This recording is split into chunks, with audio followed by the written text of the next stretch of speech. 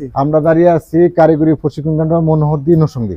আচ্ছা, এই কারিগরি প্রশিক্ষণ কেন্দ্রে কি প্রশিক্ষণ দেওয়া হয়? আমাদের এখানে প্রশিক্ষণ দেওয়া হয় computer, graphics designer, garments trade, তারপরে ইলেকট্রিক্যাল, মোটর ড্রাইভিং, 3 দিনের বিদেশগামীদের 3 দিনের, বিদেশগামীদের 3 দিনের প্রশিক্ষণ দেওয়া হয়। এই ট্রেডগুলো আমাদের এখানে আপাতত চালমান আছে। পরবর্তীতে ওয়েল্ডিং এর একটা পরিকল্পনা পরবর্তীতে আমাদের এখানে আসবে ওয়েল্ডিং, আসতে পারে ওয়েল্ডিং ট্রেড মোটামুটি চালু, ওয়েল্ডিং আসবে। এরপরে আবার আরেকটা আসতে পারে অটোমোবাইল আসতে পারে। অটোমোবাইল আরো আসলে কিছু অনেক ট্রেড ভালো। আছে, সেটা এখনো আমাদের এখন চালু হয় নাই, কিন্তু এগুলো খুব শিগগিরই আশা করি ওয়েল্ডিং ট্রেডটা খুব শিগগিরই আমাদের মনে হয় চালু হতে পারে। অর্থাৎ এখানে বাংলাদেশের যে কোনো নাগরিক এখানে আপনাদের প্রসেস ফুলফিল করে জি, ট্রেনিং নিতে যে পারে। কোনো বাংলাদেশের নাগরিক এসে এখানে এসে ভর্তি হয়ে ক্লাস করতে পারে। কারিগরি শিক্ষা গ্রহণ করি, কর্মব্যস্ত জীবন গড়ি। কথায় একটি প্রবাদ আছে, অলস মস্তিষ্ক শয়তানের কারখানা। তাই অলস না থেকে কোনো না কোনো কারিগরি শিক্ষা গ্রহণ করার জন্য বাংলাদেশের বিভিন্ন অঞ্চলে গড়ে উঠেছে এমন কারিগরি প্রশিক্ষণ কেন্দ্র।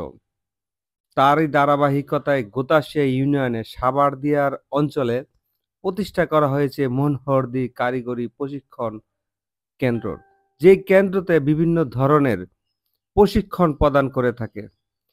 বিদেশগামীদের জন্য 3 দিনের একটি প্রশিক্ষণ আছে, সেটা এখানে প্রদান করা হয়ে থাকে। ড্রাইভিং প্রশিক্ষণ, এবং এখান থেকে ড্রাইভিং শিক্ষা গ্রহণ করে সব সহজেই ড্রাইভিং লাইসেন্স পাওয়া যায়। আপনারা দেখতে পাচ্ছেন বাহিরে বিভিন্ন কোর্স সম্পর্কে টানানো আছে এবং তার কত মূল্য পরিশোধ করতে হবে সেটাও দেওয়া আছে। নামমাত্র মূল্যে এখানে এইরকম প্রতিষ্ঠান রয়েছে। এর সাথেই রয়েছে গোতাশিয়া যে উচ্চ বিদ্যালয়টি দেখতেছেন, গোতাশিয়া নুরুল মজিদ হুমায়ুন উচ্চ বিদ্যালয়টি, সুবিশাল 4 তলা ভবন। সাথে রয়েছে গোতাশিয়া ইউনিয়ন উপস্বাস্থ্য কমপ্লেক্স। সেখানে সরকারি কর্মদিবসে প্রতিদিন সকাল 9টা থেকে 1টা পর্যন্ত একজন ডাক্তার চিকিৎসা প্রদান করে থাকে।